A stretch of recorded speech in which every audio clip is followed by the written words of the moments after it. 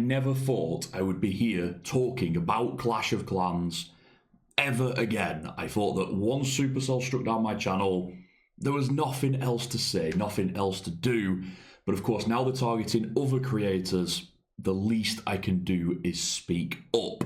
Now, I do want to straight away say that people here have different motivations. Eric is trying his best to reach out outside of Clash of Clans and get attention from the gaming industry, to get people to say that what Supercell is doing is wrong. It's an abuse of the copyright system. Obviously, he's been targeted as well. He got fired for no reason for the World Championship. And of course, he's been targeted with his creator code, with his demotion from the creator club. Equally, he's scared it's going to happen to more creators in the future, as it has in the past. I'm not the first. That's important to remember. I'm not here to do that. Obviously, Eric's explaining things to Asmongold and any other big reviewers. I'm here just to talk to people from Clash of Clans, to you guys. Truthfully, I didn't really have any intention of ever doing this. It sucks what happened, but I realized that it was over. My channel cannot come back. It's dead. Once any company, not just Supercell, but once any company abuses the system and strikes off a channel, it's gone. So there's no interest here for me, and I love the support that you guys are giving me. I'm truly grateful, saying, oh, could we ever see Adam on Clash again? No, we've got to be realistic from the start here. There's some things that cannot happen. It sucks. I'm not saying it's right, but it is what it is. However, if I could do my bit to explain some things, to help you understand what happened to me, help you understand some of the Supercell cultures that Eric hasn't yet spoken about, if I can help you guys understand a little bit, and I guess I feel like I owe it to some of you as supporters. Obviously, for anyone who doesn't know, when they struck my channel, it immediately blocks it. So I couldn't say goodbye to you. I couldn't sort of post a farewell video. I couldn't do anything. It blocks it. 7 days later, it's deleted. Done. I want to say straight away that the Max and the Fluxy situation, I'm not the best person here, because I know that Max is a great player. I know that VM Legacy are a superb team. But that's about the limit of my knowledge. I know a little bit about, who's winning golden tickets, world championships, but I'm not as deeply involved anymore. And I'm going to leave that side of things to people that know more. I will say that we will talk a little bit about the rules, but we're more here to talk about content creators, what's happening to them, Creator Club, and of course, the Supercell sort of cultures that have allowed this to happen. So, a brief history of me. 2014, started playing Clash of Clans with friends. About a year later, got involved in One Hive, started playing in a more competitive environment. About 2017, we got into content creation. Now, I've got to shout out the people before me that made me want to do this. People like Powerbang, Jake from One Hive, Clash with Ash, Eclipse. They were all doing some awesome stuff, particularly with the wars. And we decided to take it to another level. For the first time, our channel was dedicated to bringing wars from different clans, just bringing you the best players in the game, making the best attacks. And obviously now that is the norm. There's so many channels that do that, but we were kind of the first. We kind of set that in motion. And obviously it has now exploded in all languages, which is awesome to see. When the Champions War League was getting going, that's when we started to grow. Twitch partner, started to do a little bit of YouTube, got invited to the Supercell NDA Club, as it was known at the time. Obviously, now it's the Creator Club. As we were growing on Clash of Clans and media, also started to date Lady B as well. She wanted to get involved in the WUS, and so we helped her with the streaming, with the events, with the teams, but particularly helped her with Supercell. To get into the NDA Club, you needed other people to recommend you. It was very much a sort of a friends system. Obviously, I've got to shout out Goat and a couple of other people really helping me get involved.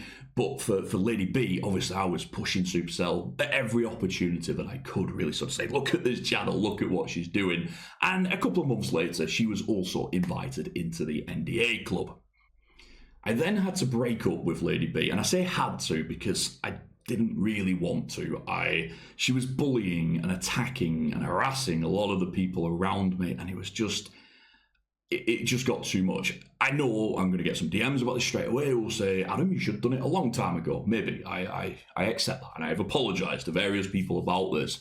But the reality is I didn't really want to, but I had to. It was just too much. And when I did, she vowed that she would destroy me. A promise she took very seriously. She went out into the community, spoke to anybody that would listen, players, teams, viewers, events, other creators, anybody.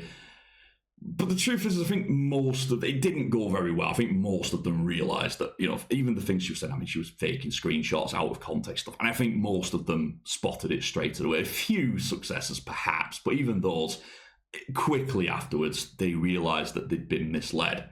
However, she also went to the main community manager in Clash of Clans and had a lot more success with her. I don't really know how. I don't think I'll ever find out how, but somehow she really managed to use that situation to her advantage. And I went through a bad time after that. I could immediately see the difference. I was getting less opportunities with Supercell, treated differently, spoken to differently. My communication, and again, anybody who has been in this situation with Supercell, you can tell. I mean, you see the difference in the way that the community manager is speaking to you, and it changed quickly. And I went through a very hard year after that. It was difficult. I mean, I was getting pulled up for all sorts. Obviously, she was still harassing me in the community as well. And I'll admit, I made a few mistakes in this time. Didn't always handle things best, and I've apologised for this profusely in the past. Profusely? Is that even right? I don't know. I've apologised for it a lot in the past, and those apologies still remain, but it was difficult. And then we woke up one morning, and there was the email: "You are banned, removed from everything." The worst fear had been realised. Obviously, we couldn't even stream Clash of Clans at that point. It was a nightmare. Lots of people reached out. One of them was HMB from Competitive Clash Network, and he didn't want me to give up, but it was like, much I can do. After about a year, he spoke to one of the agency community managers and basically said, "We really want Adam to cover our team." And the agency community manager said, "Okay, Adam can stream for you or whoever else, but Supercell won't support him." So I came back, did some stuff with them, but truthfully, it was hard without the Supercell support, particularly because the main community manager was still, especially as I did quite well quite quickly again. Obviously, I loved what I did. I was very passionate about Clash of Clans and the esports. And again, they just deliberately, as soon as they could, really started to hit me. I don't want to go too much into detail, but I couldn't keep any momentum going. Susie got invited to cast in Poland for the ESL, and I was helping her with preparation. In the end, went out with her to, just practicing, just helping with whatever I could for the casting. She went out there and she smashed it. It was brilliant to see. And while I was out there, late night, sat in Poland outside the hotel with possibly a drink or two, and people were like, "You've got to stream again." Got some really nice support from some of the players out there. And one of them was just like, "You have to stream again." I can't. It's not going to happen. But as often happens, when you're on those late nights, I agreed, and I man to my word, came back and streamed. However, at the same time, Lady B's bullying had just escalated and escalated and escalated. She was harassing women, nothing to do with me anymore. She was just harassing anybody she could, and she got removed by Supercell from the Creator Club, completely banned from everything. Even they couldn't protect her in the end, and a lot of people, including me, was wondering, does that mean that now they've realised they made a big mistake with her, and obviously the things that she'd said were so often not true, will they now sort of retrospectively go back and think, maybe we didn't get it right with Adam? There's a lot of hope out there. So I started streaming again. Knew it would take some time, but no, if anything, the opposite. Like, as time went on, particularly as we started to do a bit better, found it harder and harder. Like, the first Worlds event, we could actually cover and support the teams and everything, and then straight away afterwards we couldn't, and it was like, man, it's still happening. But it is what it is. I didn't think much of it, but then boom, 3 months ago, 16 copyright strikes on YouTube, Discord, Twitter, everything else. We were banned, we were removed, and that's why I've been silent pretty much ever since then. So, as I said before, this is not about me, and my channel's not coming back. I'm not coming back to Clash of Clans. That isn't just because of Supercell. I don't like the game as much anymore. I think that Townhall 16, Supercell took a sharp left or right, whichever way you want to do it. It took a sharp turn, and it's not in the direction that I wanted it to go. Obviously, esports is a much lower priority to them than it used to be, but also the pay to win, the profit, it's become really obvious, and it never has. I will say this, in the past I never thought that it was, but now it's not even a little, it's blatantly. Itsu was right on his video. He did say that for the pro scene it has always been a little bit pay to win. You had to spend money after an update to keep up with others. I agree with him on that, but Townhall 16 it's exponentially more. I mean, even as an average player, if you want a good set of equipment at Townhall 16, you need to flex that credit card, and you didn't have to do that at any previous Town Hall, which is, again, I understand it, profits are up. You could argue that I'm an idiot here and that Supercell are the geniuses. That's fine, I don't mind. I'm just saying that for me, one of my biggest celebrations of Clash of Clans is that it wasn't a pay-to-win game massively. Yes, it's who's right, but you get my point here. And obviously now it is, and I'm not into that. I'm also, and this is not just Clash of Clans, but any game. World of Warcraft, again, Asmongold is a fair link here, but I played vanilla, and to see what they've done at retail, where it's just so ridiculously easy, and that doesn't, I really enjoy the reward, the satisfaction, the challenge of games, and feeling good when you get a good result. Elden Ring, I mean, look at that, like, it's hard and people are struggling with it. Good. That to me, that's a great game. Whereas Clash of Clans making things ridiculous, like overly easy at top level. I don't mind at lower town halls, but at the top town hall is super easy. And again, that doesn't mean that I'm right and that everybody else is wrong or anything. Like, I'm not saying that. I'm saying it's not for me. I don't enjoy it. I don't like this direction that it's gone in, each to their own. So when Eric contacted me and said, Adam, I'm trying to highlight some of the abuses that Supercell have been doing, would you mind sharing, particularly the stuff about the copyright strike abuse, would you mind sharing that with me? And I said, no problem. Now, obviously Eric understands it's difficult for me, and it is, like, whether I like it or not, I miss it. I messaged one of my German friends last night just about something completely not to do with this. And he said, we chatted a bit, and he said, I've got to go. Germany are playing Denmark. Said, no problem, I was watching it as well. And I said, see you in the final. And I meant, obviously, England facing Germany in the Euros.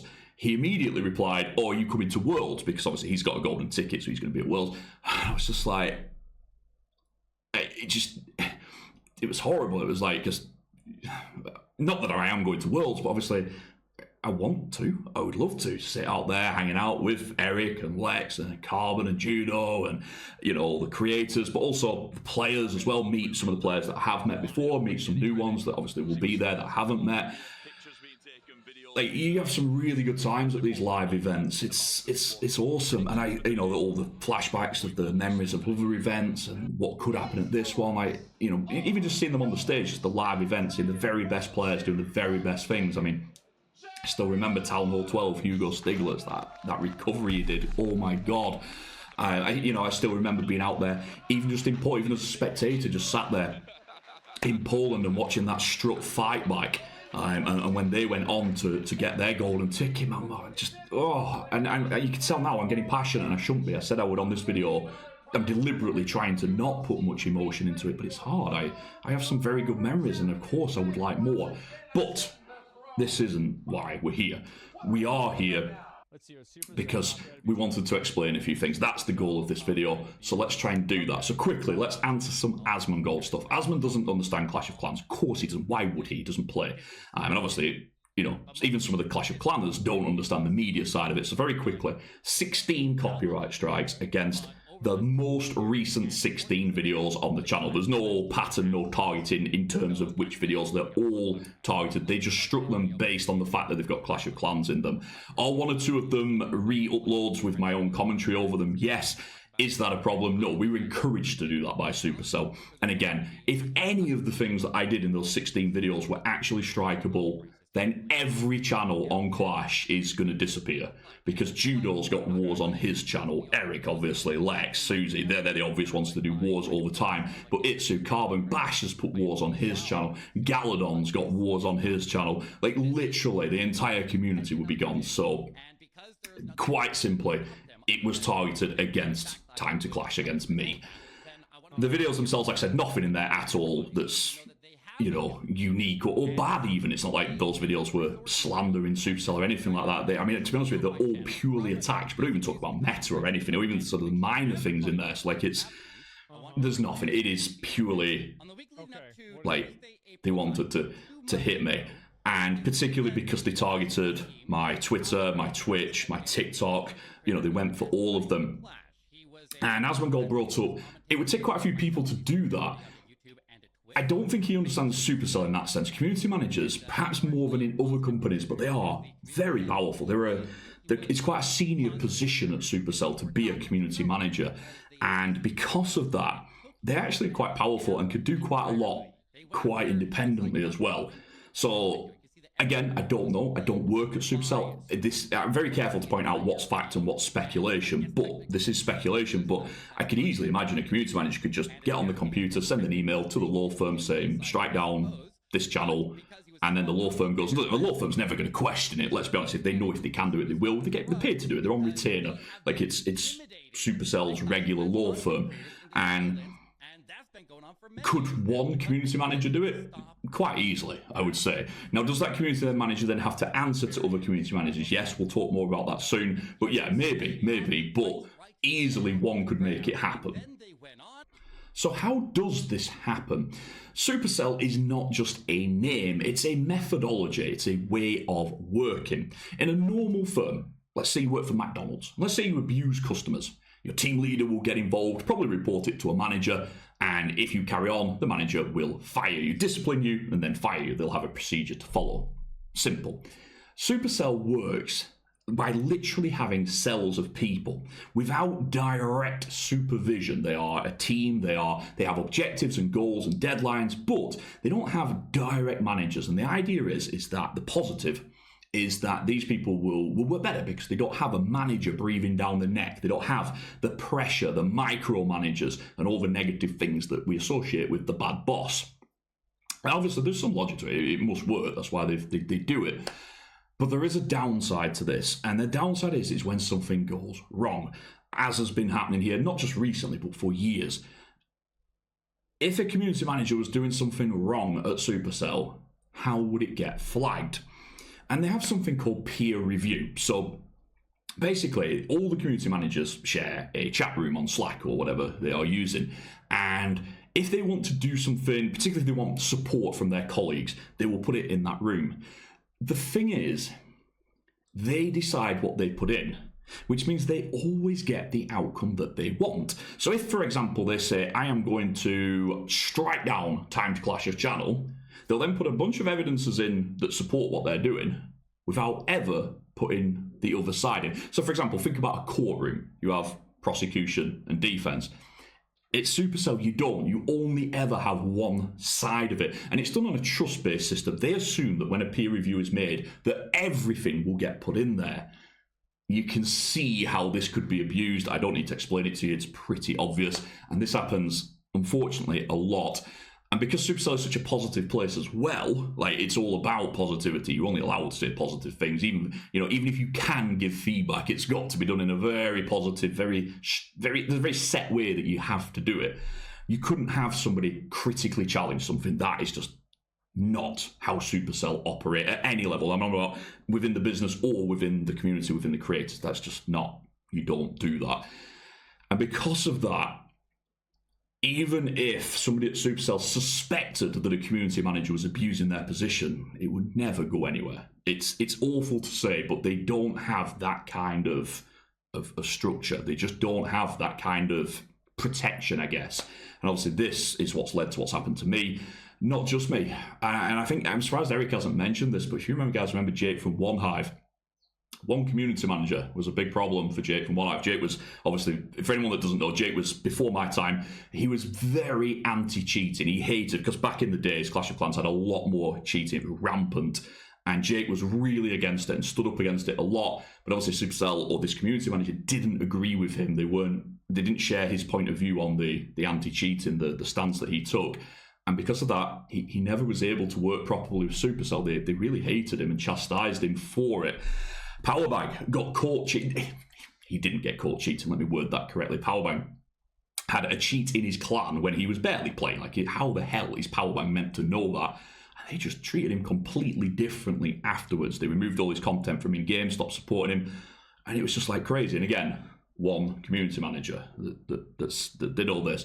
Obviously, me being banned in the first place and being struck, always the same person. And obviously what's happening to Eric, you see where we're going with this. And obviously, if ever this community manager was challenged, the peer review would come up.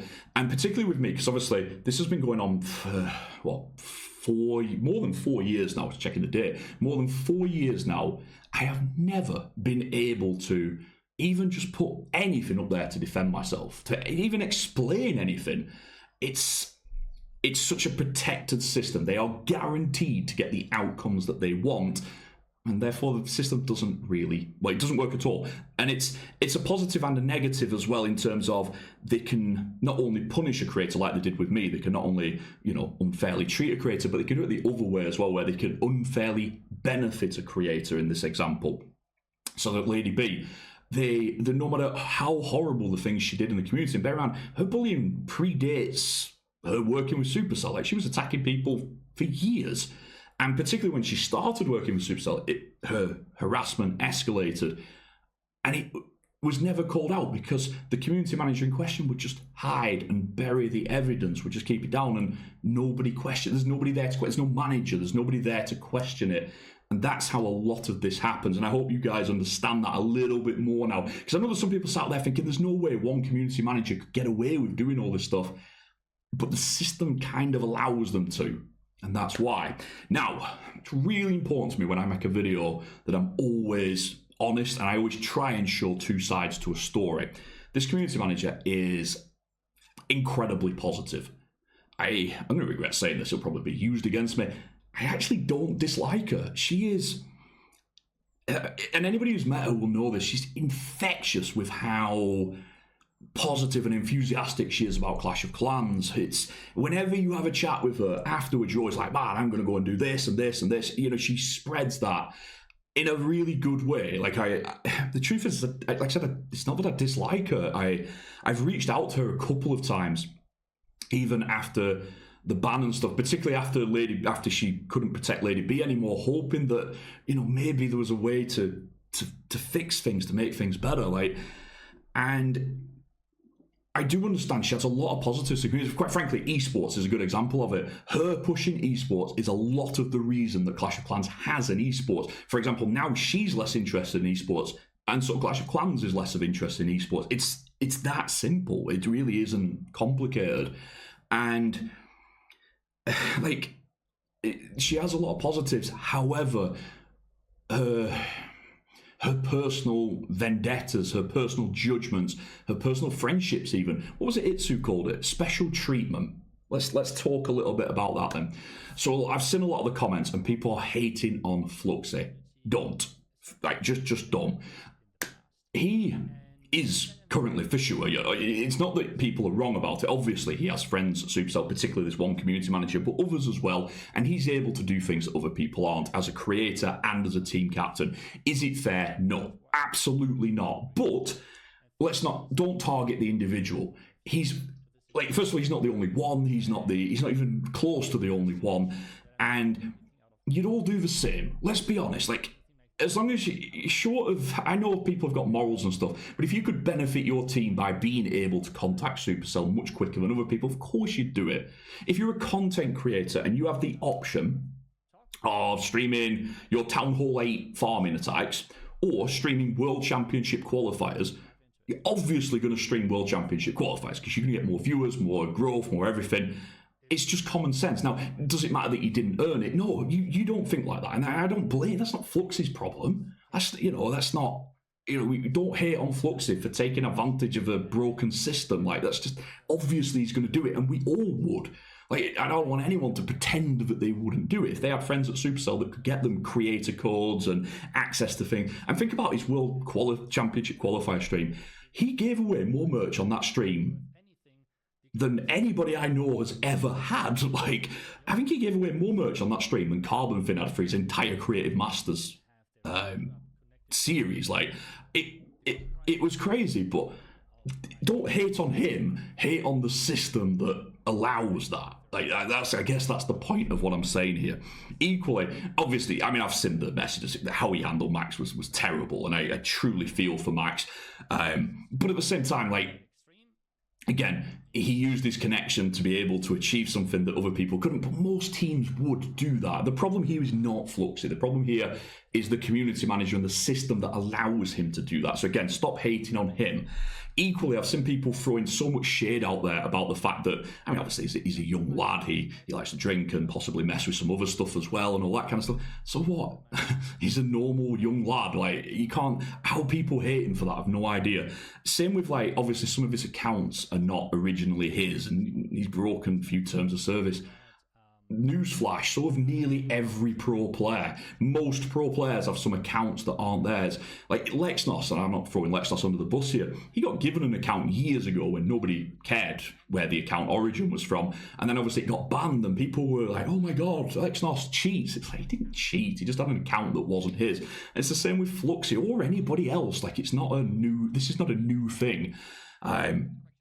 You know, and obviously, you know, Fluxy, he's quite toxic in the chats. So, you know, he can hang with the darkest of the trolls and communicate on their level. Again, so what? Like, if that's his biggest crime and you guys are hating on him, like, I don't understand it. Yeah, you know, and when you see his screenshots, you're like, oh my god, I cannot believe that's a Supercell content creator. But again, he's not saying those things in public places or anything. Like, it's not... I don't know. Now, does he make some mistakes? Yes. I mean, there's an example earlier this year. Obviously, he was part of why Payvu got banned, and he went to various streams gloating about it. Now, he's got a point. Like, banning cheats is a good thing, and if Payvu, I don't know anything, I don't know the ins and outs of this, but if Payvu did cheat, then obviously he gets banned. But I mean, going to Payvu's girlfriend's stream, who is a Supercell creator, to gloat about it, yeah, it's not a good thing. My problem, and what this video is about, is the outcome of that was basically Erica doesn't really have a friend at Supercell. Fluxy does have friends at Supercell. And so Supercell punished Erica for Fluxy gloating. And that's my problem. Like, that is not right. And again, that's that special treatment that Itsu was talking about. It's wrong. And then obviously Erica getting... I mean, if you guys have seen the tweet that she put out there, she was just basically saying it was horrible what happened to Max. Well, yeah, it was. Like, that's not even a debate. It is horrible what happened to Max. And here's what's really fun. I'm going to get some hate now in the comments. I actually agree that Fluxy has the right, or any team has the right, to pick the players that they want. Marcus Rashford isn't playing for England right now, and obviously he can't be doing any worse than England are doing right now. But that's the manager's choice. And it sucks. And particularly, I mean, the way that Fluxy said it was crap, like it was rubbish for sure, but I don't actually agree with Eric. Me and Eric disagree, and that's good. It's healthy. It's good that people disagree on this kind of stuff and that they discuss and try and get the best outcomes. My problem is that Fluxy couldn't have done that without this special treatment, without this friend at Supercell. That's where I don't like it. But that's not Fluxy's fault. That's Supercell's fault, and I'm very clear about this. So anybody that's hating on any of the individuals here, please try and avoid it. Please try and focus more on the broken systems, the unfair, the biased systems, whatever you want to call them. They are the problem, not the individuals. I also do want to correct something here. Itsu came on his stream, and again, fair play to Itsu. People are hating on Itsu, and I don't know why. Like, he's opening, he's talking about things, like he's, you know, at least he's discussing it. I have a lot of respect for the fact that he spoke up about some things. But one of the things I want to pull him up on, he talked about special treatment, which is good. It's good that even he acknowledges it. Like, if he acknowledges it, then even Supercell have got to be like, hang on, it definitely does exist. And he said it's for all pro players. It's not. Like, he even brought up Stars as an example. Stars does not have a creator code. Mask from Strut, great player. You know, he's won all sorts. He can't get a creator code. He's trying to. He's on Twitter asking for one, and he can't get one because he doesn't have that friendship link with Supercell. The special, I understand, and I don't know why it's who said this. I don't know if it was just a genuine mistake and he didn't really sort of see the bigger picture, but it is directly linked. There are two types of creators on Clash of Clans. It's not super creators and normal creators. It's not tier 1, tier 3. It's very simply, it's those that have friends at Supercell and those that don't. And you can't break it down any clearer than that. The ones that don't have friends have earned their way there. It's very hard to get there. Like, if you don't have friends and you rubbish, you ain't going to get there, right? So if you don't have friends, you must have worked your way there. And you see lots of examples. Look how hard Style had to work to get to the Creator Club. He's brilliant at what he does. Everybody knew he should have been there a long time ago, but he just didn't have that right. He just didn't have that friendship. He didn't have that DMs that other people do. So it took him a lot longer than other people. Then you have the flip side of it. And Fluxy, very much, and that's what Eric was pointing out in his video, like 2,000 followers on Twitch. He had 1,000 when he got accepted. Like, no YouTube channel, no anything, really. Like, he's just a player that decided he wanted to stream. And I brought up Mask. Mask has streamed 10, 20 times more than Fluxy, massively more, and doesn't have a creator code. And again, it just really sort of highlights that it's not a pro player thing, it's a who you're friends with thing. Now, there are some, before I get any abuse in my comments here, there are some people that fit into both, that have got friends with Supercell and would be there anyway. Itsu is the best example of it, I would think, where obviously he's very friendly with some of the community managers and staff at Supercell, but he's also brilliant at what he does. He would be there anyway, it's not even a question. But this is something I really wanted to touch on. I don't think some of the content creators understand what it's like when you don't have friends at Supercell. I do, because I've been there. Even before the Lady B stuff, I wasn't close with Supercell. Things were better for me, and people were nice to me, and it was going well. I got opportunities and everything else. But knowing what had happened with Jake and with Powerbang and with other people, you have these nerves. And more so nowadays, people like Lex, Susie, even Bash and people like that, and Eric even, they all know that they could wake up the next day and things have changed. Either their standing drops, their opportunities drops, or even, worst case scenario, they're just banned. And you always have this fear, this doubt. And you can tell what type of creator you are. Have you ever woken up and thought, something happened? And you just check Slack, just to make sure that you're still on Slack, just make sure you haven't had an email or whatever. And a lot of creators will say, yeah, I've felt that at various points. You have this thing after a stream, did I say something they won't like? Will they misunderstand this joke? Will they not understand what I was trying to say with that? And it creates such a nervous environment, and more so recently because of what's happened to me. Like, every creator on Clash of Clans knows that what happens to me is wrong. Even the closest ones, the ones with friends at Supercell, like, they all know that what happened to me right now and for years has been wrong. And it isn't just me, but I'm the easiest example to pick on. My name has become it's almost like a threat. Don't you dare stand up to Supercell or you'll get Adammed. And people were posting that on Eric's videos and stuff, and I'm like, I hate that. That's not what I want my name to be associated with, but it is real. And those creators, the people that have got friends with Supercell, don't have that fear. And so they can't understand what happened to me or to others. So, for example, I did make some mistakes, partly because of that fear, partly because of the harassment from Lady B. But they think that it could never happen to them. And they're right, because they've got friends there, it won't happen to them. So they can't understand what Eric's going through. Now, some people could say, Adam, Eric cast World Championships. We are talking, if there's a pyramid, World Championship casting is the top. You've made it. It's the apex of Clash of Clans media.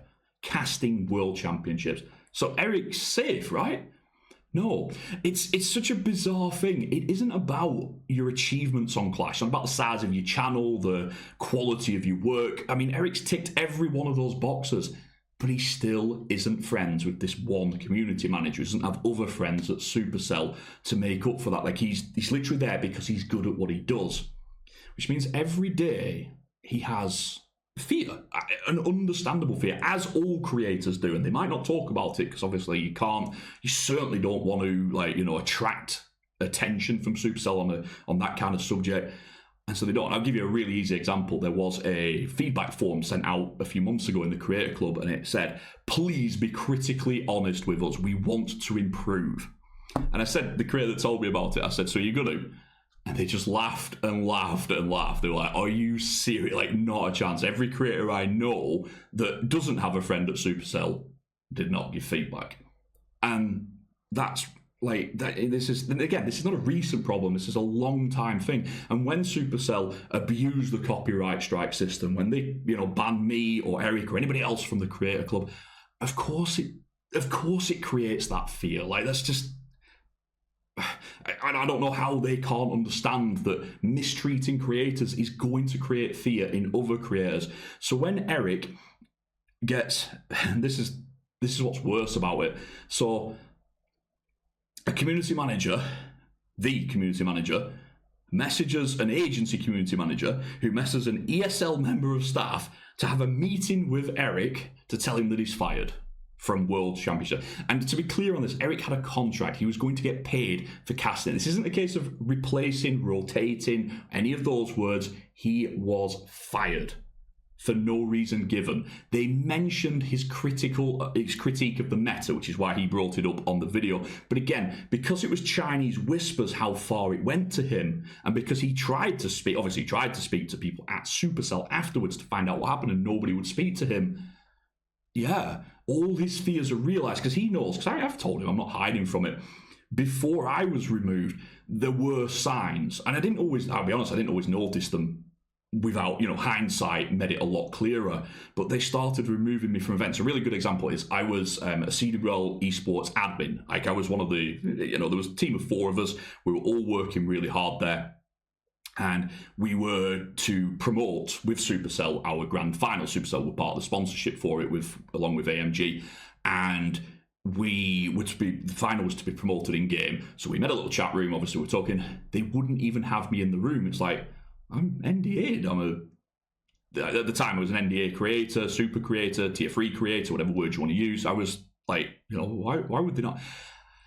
And it was because they were already, this community manager was already working against me and preparing to remove me. And and there were various other examples. And Eric has obviously started noticing as well that things have not been going right. And then obviously this ESL guy pulls him into a thing last minute. Again, Supercell contacted lawyers to make sure that they could do it with the contracts and everything. This cost them a lot of money. Somebody else challenged me and said, Supercell are not going to spend money just to hurt somebody.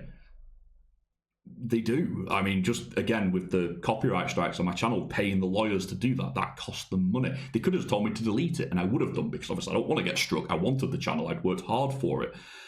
Same with firing Eric. Like, they could have just let him do that last cast and then just rotated him out. But they went to the effort of firing him. They wanted to make a point that Eric was not welcome. And people were like, well, obviously he went on stream then. And I think he'll admit he was quite hard on this situation about the rules being abused with the teams, and obviously, Max being the one that suffers for it. And basically, his point to it all was, if Fluxy didn't have a special relationship, special treatment with Supercell, this would not have happened, right? But, did he say things a bit much? Possibly. I mean, I understand that people think that he did. And Supercell, in a normal situation, would have just DM'd him and said, Eric, tone it down a bit, make it more about the rule, less about the individuals, but job done. They instantly banned him. They were waiting for it. They lined him up. They set him up. They had their crosshairs set on him. And the second that they could give any small justification, boom, they got him. Eric's not paranoid. He knows what's happening. He's seen it happen to other people. And especially because it happened to Erica as well. I mean, it wasn't even just Eric. Erica, and obviously she doesn't have friends in Supercell. She's spoken out against a couple of the things that were happening and that have been happening. Boom, she's gone as well. It's horrible. It really is. I also wanted to quickly bring up about other content creators. I know I've seen comments on streams and on YouTube comments, why are the other content creators not doing anything? And the answer was, it's all about money. It's all about money. It's all about money. It's not. As I said earlier, a couple of them are friends at Supercell, and whether... how to word it? Basically, they want to believe that Supercell don't do bad things. And when something bad happens, like, for example, what happened to me and what's happening to Eric and various others, it's really difficult for them because it's not... they want to believe that Supercell don't do bad things. And then when they do, yeah, it's hard. And it's not just money. And I need to be clear on this. And it's not even just fear either. Most content creators on Clash Clans, certainly super content creators, certainly people that are casting or paid to do roles within Supercell, they're living the dream. They're playing their dream life out. They're earning enough money to have a good life. They are traveling. You know, I think Carbon brought it up on his video, the traveling side of things, which is so... they've been to so many countries, so many places, met so many cool people. When you are a caster with Supercell, my God, you're treated like royalty. You're so much better than how the players are treated or anything like that. Like, it is, you see it at World Championships. They have their own little fancy minibus that takes them everywhere. Oh, it's glorious. You're treated like a celebrity. It's brilliant. And it's not, you know, all these things together, plus the merch, the recognition, you know, obviously working with Supercell, it benefits you as a caster, as a streamer, as a YouTuber. And it's crazy to think otherwise. Like, again, every good YouTuber will know that their relationship with Supercell is part of their success. It's a fact. And do they want to endanger that? And the answer, unequivocally, is no. And every creator is terrified of being the next me, for sure.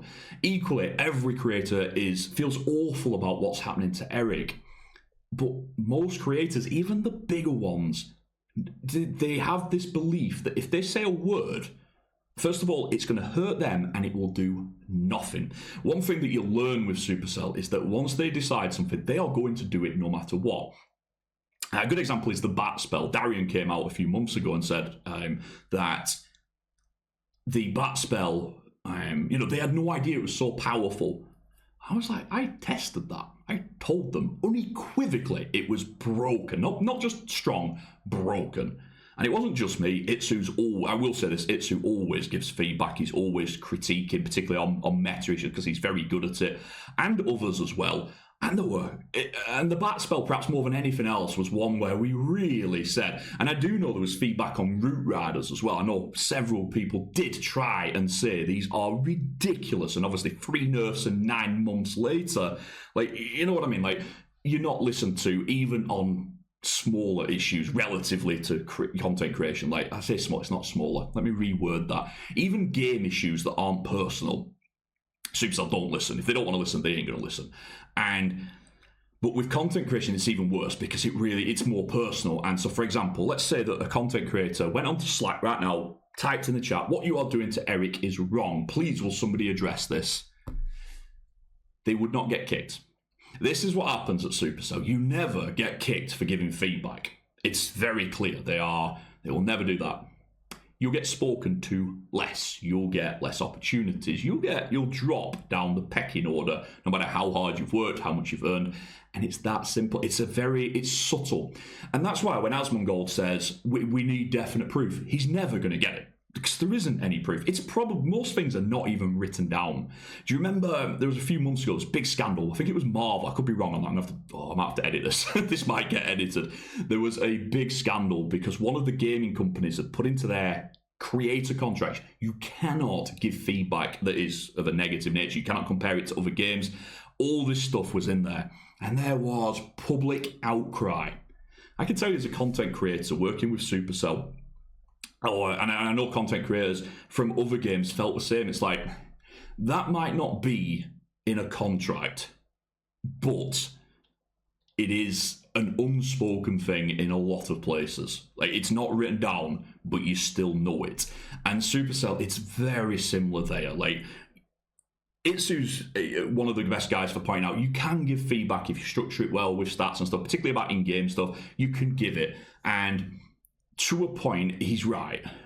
But if you don't have friends at Supercell, you giving feedback is usually a bad idea. You notice the people that don't have friends don't give much feedback. It's not a smart play. And equally, particularly if you give feedback about something about content creation, about, you know, about special treatment, about favorites, and basically about the things that are more personal. Oh wow, you just do not do that. Like, it, I can't really put it any other way.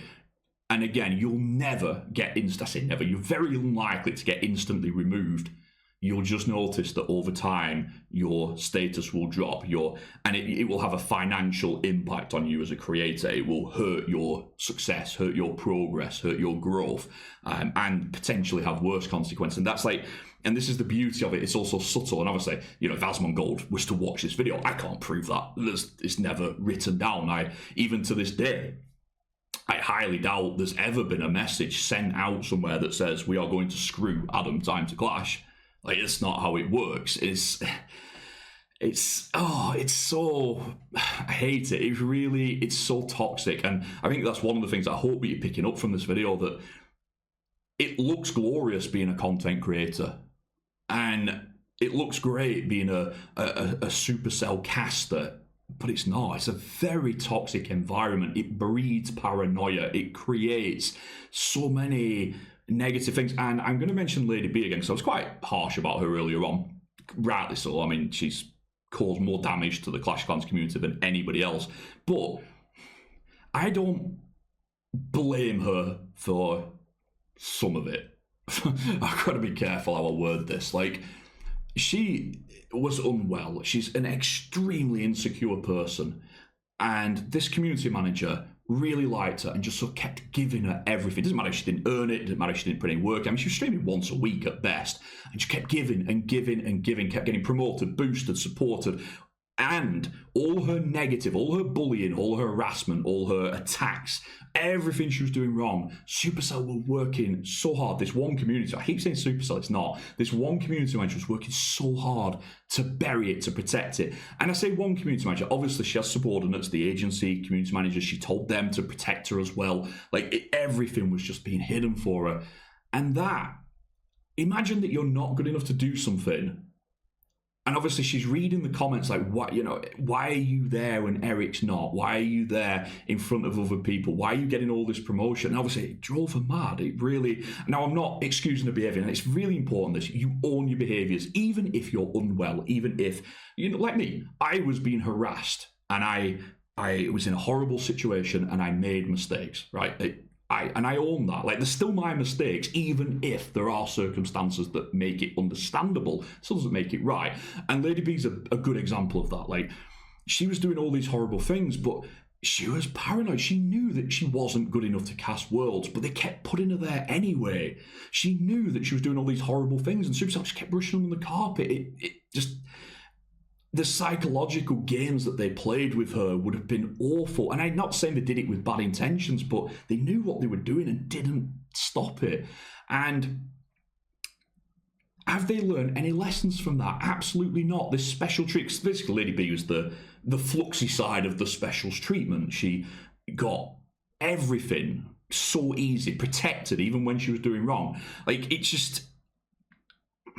And there's no lessons been learned. It still happens. And again, if you're wondering why content creators, particularly those that don't have a close relationship with this community manager, the reason they don't or can't speak up is because they don't want to end up like the next me. They don't have a Lady B situation where they can get away with anything. They don't have a Fluxy situation where they can get away with anything. And there's various others, so it's not just those two. Like, I want to say that it's a lot harder than you think being a content creator. It's a lot more negative. It's a lot more toxic, especially in the Supercell Content Creator Club. It is a horrible place. And that's why whenever you see the guy, I can't remember his name, I'll put it up on the screen afterwards, the guy that runs the Creator Club, whenever he posts something, immediately there's 20 creators sucking up because they know it works. They're not doing it, hopefully, optimistically. They're doing it because it gets them special treatment, and that's what they want. Because of course they want an easier ride. Of course they want more growth. Of course they want more everything. You know, it's ambition, and I get that. I couldn't decide whether to put this last bit in here, and I spoke to my moderator about it, and I said to her, there's only a couple of people in the world that know this, and I said, should I put it in the video. I don't think I should. She's like, why would you not? And I was like, because I don't want to come across like a pussy. And bear in mind, she's 4 foot nothing. Like, she's tiny. I'm a bigger guy. And she just shouted at me. And it's not often that she shouts like that, even though she could shout like. She went off at me. She's like, you are the reason that men are scared to talk about their feelings, scared to talk about these things, and that's why it happened. She went off at me. So, I guess I am talking about it. When Supercell removed me, or banned me from the Creator Club, obviously I had this horrible feeling of injustice. They never gave me a proper reason. They did send me, Darian sent me an email, and I don't think Darian wrote it. It certainly was, maybe he wrote it, but it wasn't his ideas. Some of it didn't make sense. It was so weird. And I messaged on Discord, because I couldn't get on Slack. I messaged on Discord any community manager that I could, or agency manager that I could. I got a couple of responses basically saying they will send you a proper... They realised immediately that this email was terrible. Like, it just... So many of the things were wrong. It didn't even look like they applied to me. It was just bizarre. And so I sat there and waited and waited and waited. I waited for about 4. I think after 2 weeks, I contacted them again. Still got nothing back. After 4 weeks, I was like, okay, they're not. If they're supposed to message me next day and it's been 4 weeks, they're not messaging. And I tried to put a video out there to tell people what had happened. And it took me about 2 weeks to make that video. It was very hard to make. I kept trying and just basically breaking down emotionally. I couldn't do it. I just couldn't talk and tell people what had happened, and particularly why it had happened, knowing that Lady B had manipulated this community manager, knowing that this community manager had... people at the time thought that Lady B bullied me. She did, but that's... I'm not saying it's okay, but that's too great. I can handle that. It happens. There's bad people out there. You get over it.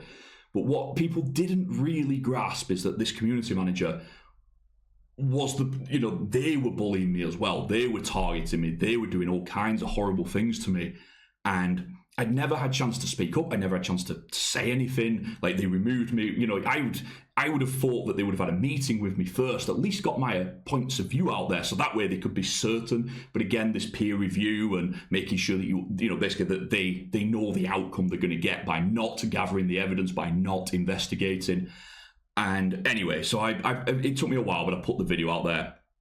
And at that point, I had this hope that somebody at Supercell, not obviously in Clash of Clans, because I knew that those avenues had been exhausted, but I thought that somebody at Supercell would look at it and be like, something's amiss here, something's not right. This guy's put so much in. Darian said it himself. He said, your achievements on Clash of Clans will never be acknowledged. And he's right, it sucks. And I really thought that somebody at Supercell would be like, let's at least talk to him, let's at least find out what happened. And nothing. They just completely blanked me, communication silence. It was horrible. And again, this is what Eric's starting to see, and that's why he's so worried. After Worlds happened, things calmed down a little bit, and that's when it hit me. There was no happy ending. My hope of it getting resolved, my hope of somebody decent seeing it, was in vain. And when I realised that the game that I loved, the community that I loved, the passion that I had for each, all gone, all taken away, and there was not a damn thing I could do to fix it. Like I said, the injustice is what I've got to say. As a person, I hate injustice. I hate seeing people get robbed or screwed, or I hate seeing people cheat to get ahead. I hate seeing people get screwed. I can't really put it any other way. None of this. It bothers me on a personal level, not just on Clash, and it all got to me. And I realised that Lady B has used the ending of life card on Twitter and stuff, and Discord to try and, get sympathy and attention. And let me tell you clearly here, when you actually get to that dark point, you don't announce it, you don't talk about it, how to word it? So, obviously I had a lot of dark thoughts going on in my mind, and it was like I took a step forwards. I just stepped through into a room, and once I'd taken that step, everything just went quiet. It was very easy. It was surreal, I think maybe is the best way to put it. It's almost like I started to just be ultimately, I wasn't really thinking much. Everything just kind of happened, but very calmly. And I deliberately posted one or two things on Discord, answered one or two friends, just really blasé answers, but just to avoid arousing suspicion. Even posted on like Facebook and, you know, outside of Clash stuff, just to get everybody off my back. I just didn't want to speak to anybody. And it's so weird. Like I tidied up my computer, I tidied up the house, like just packed everything into little boxes, didn't do anything with it, just packed it all away, everything was nice and clean, everything nice and tidy, paid, make sure all my bills were paid, just put everything in order, and then tried to do something very bad. And clearly it didn't go. It didn't happen. I got caught, basically. A neighbour of a neighbour, just wild things. And honestly, they actually just thought I'd drunk too much. They just thought I'd got drunk. And I was like, yeah. And obviously afterwards, I was like, yeah, I was on painkillers. I just made it up. And you just lied. Just like, yeah, I got drunk. Obviously, I had to go to hospital, got my stomach pumped and everything else. It was terrible. Oh, really, not a nice experience in any way. And obviously, they sent in a psychologist just to check. But it was quite easy to blag my way out of it and just pretend that I was fine. And it was just a case that I'd drunk on while I was taking painkillers or whatever, and, you know, made a mistake, whatever. And the reason that I share this with you is because I want anybody at Supercell to understand that this has real consequences. You guys have seen Eric on video, and he's very angry. He's almost shouting, like he's hurt by it, and he's channeling it into anger. But at some point, that anger is going to pass, and it won't be long. And then when you realise that your dreams have been taken away, that the thing that you love has been taken away, your life, your community, everything has been destroyed around you, especially when it's unfair, it has huge mental health impacts. Like I'm not really someone that talks much about mental health. I'm not going to pretend I'm an expert on it, and because obviously I laugh and joke and banter a lot, and, you know, I get it. I'm certainly not a poster person for this kind of stuff, and I get that, and I never tried to be, but I want people to understand that this isn't just a game. It's not like an account. It's not even just a stream or a couple of friends or something. Like it becomes your life when you're at the Carbon level or the Itsu level or the Eric level. It's your life, and the consequences could not be more dire when when a company like Supercell abuses these powers, when a community manager bullies somebody like this. It's horrible. And I've had bad experiences in my life. I don't really want to go too much into it, but I've had a friend, unfortunately, leave us for, they are not there anymore. I've had things with family, and, you know, I don't want to go into, I don't like talking about myself at the best of times. But my point is that none of those have ever took me to that place, but how Supercell treated me did. Now, I am sure Eric's got a good family, he's got good friends around with him, he's got a loving girlfriend. I'm not saying that Eric's in trouble or anything like that. I'm just saying that it's very dark what happens when you are mistreated by Supercell. And I hope that, again, if somebody from Supercell watches this video, and, you know, even if they don't agree with some of the things, even like, oh, you know, Adam's knocking on our practices and everything else, he's just bitter, or whatever you want to pretend, I don't really care. But at least understand that when you mistreat somebody of this nature, you know, when it's their livelihood, their career, their job, their passion, their life, the consequences are real. And I can't really put it any other way. Stop doing it. If somebody from Supercell does watch this video, no matter what's happened, even if you want to blame Eric for the stream he did, you know, criticising Flux's abuse of his special treatment, even if you want to, like, you know, even if you want to turn around to me and say that Eric was fired from Worlds because you don't think he's a good enough caster, you're out of your minds if you think that. But even if you want to pretend that, whatever. Like, but getting back in the Creator Club, getting back casting Worlds, getting back where he should be, and you do have to do that. This isn't down to Eric. You excommunicated him. You kicked him off Slack. He can't do anything. So get Eric back on board, and that will send a positive message to all the other creators that Supercell can fix a mistake. Not like me, where you made a mistake and then just kept hammering on that mistake until eventually you screwed me over to the point that I'm not on Clash anymore. don't go down that road. Fix it with Eric. Send a positive. Fix it with Erica as well, for that matter. I realise she's not active at the minute, but get Erica back on there. Get Eric back on there. And never, ever let this happen again.